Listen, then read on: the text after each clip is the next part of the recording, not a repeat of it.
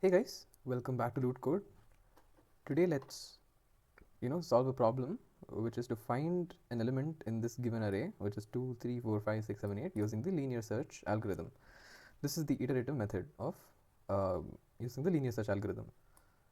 Okay, let's begin. Hash include stdio.h. First I will write a function called int search, and the receiving parameters will be an array of type int. Int n will be the size of the array, and int key will be the element that we are looking for. Now I will run a for loop for int I equals 0, I less than n, I plus plus. If if array of I is equal to key, return I, or else just return -1. Okay, now let's get into the main function. So this function basically traverses through the array and compares every element of the array to the key, and if the key matches, then we will return the position and print that the element was found at that position, or else we will return -1 and print that there was no match, or the element that you're trying to look for is not there in the array. Okay, so int main,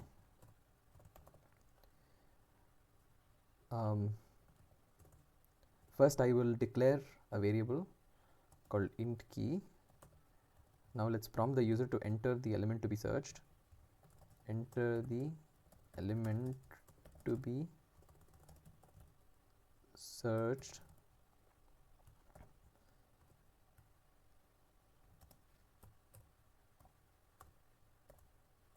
Scanf %d ampersand key. Alright, now let's declare the array int and initialize it with this with these elements 2, 3, 4, 5, 6, 7, 8. Control C, Control V. Now let me comment this array out.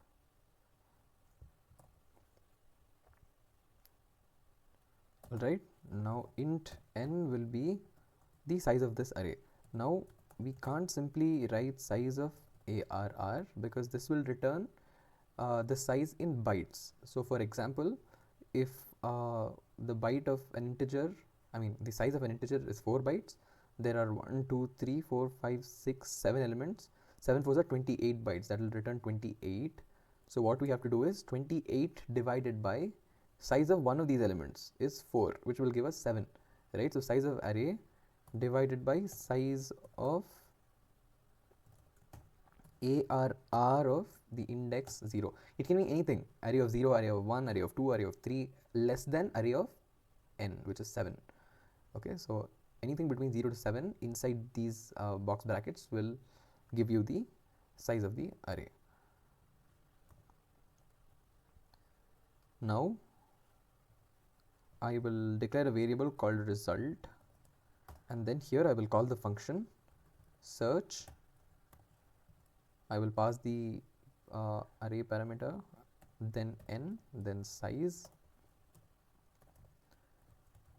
If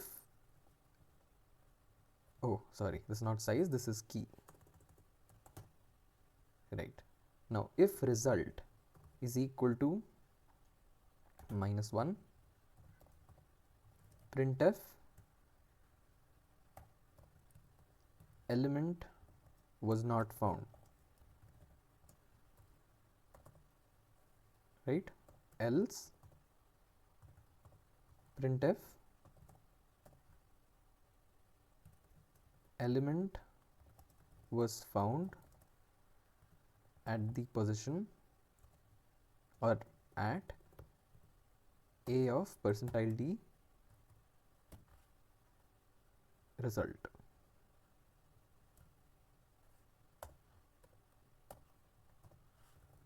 Return 0, save. Now let me run the code. Okay, we seem to have an error. Okay, this is the size of. size of, yeah, now it should work. Let me save and run the code. Enter the element to be searched. Now let's look at our array. Look at the array here. So we have 2, 3, 4, 5, 6, 7, 8. Let me look for 7. Okay, so I will enter 7. Element was found at a of 5. Let me run the code again.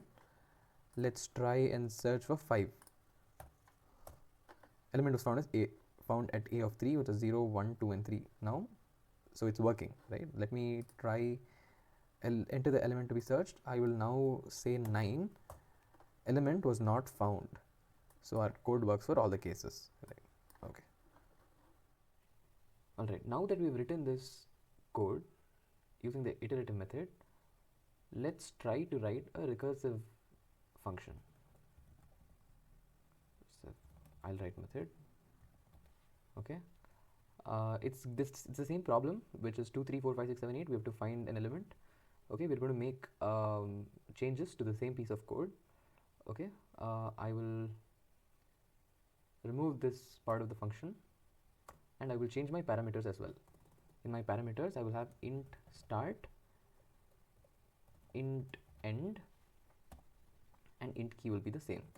Now my base condition will be, if start is greater than end, then return -1, else if array of start is equal to key, then return start, else return search, which is the function. Here I'm calling the function. I will explain this piece of code as soon as I finish typing it. Search, I'll pass the array, and then start +1, and then end and key. I'll have to make a few changes in the main function as well, so this is where I'll start explaining. So when I'm calling the function, let me remove it and type it again. So when I'm calling the function in this place where int result, I will write search, okay, the array that I'm passing, then start will be 0. Okay, see, start is 0 for this array, so 0 to n-1, 0 to n-1, start is 0, end is n-1, and the key is key itself, because we are prompting the user to input the key. So I'll pass the key variable, which would be storing the key to be searched. So now when I call this function, so this is the function, we are receiving the array, which is 2, 3, 4, 5, 6, 7, 8. The start is 0, end is n-1, n is 7, so 7 minus 1 is 6, 0 to 6, int key. If start is greater than end, is start greater than end? Start is 0, so it's not greater than end. It'll check else if. Say key is 7. If we are looking for 7, it will look for array of start. Start was 0. Array of 0 is 2. Is it equal to key? Key is 7. It's not equal to key. So it will go to else. Now return. Now we are calling the function again and passing the same array, 2, 3, 4, 5, 6, 7, 8. And then start +1. What was start? Start was 0. So 0 plus 1 is 1. And then we will pass end, which is 6, and key, which is 7. So this keeps on calling until start is greater than end. Okay. So if start, until array of start is equal to key. If the element is not there, then the base condition will take place. I'll just write this base condition. And again, every time that you're going through a recursive problem, take a piece of paper and dry run the whole. If you're not able to write the stack every time, at least do the dry run, because it's really important to understand the recursive calls. So let me save and run the code.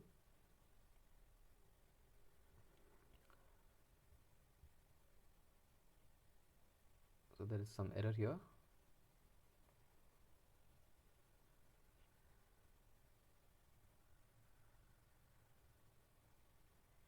In line 27, yeah, the semicolon was missing. Now let me run the code. Enter the element to be searched. Let's say 7. Element was found at a of 5, which is correct. Let me run the code again. Now I'll try 9. element was not found. So we have solved this problem of finding an element in the array using the linear search algorithm with both the recursive and the iterative methods.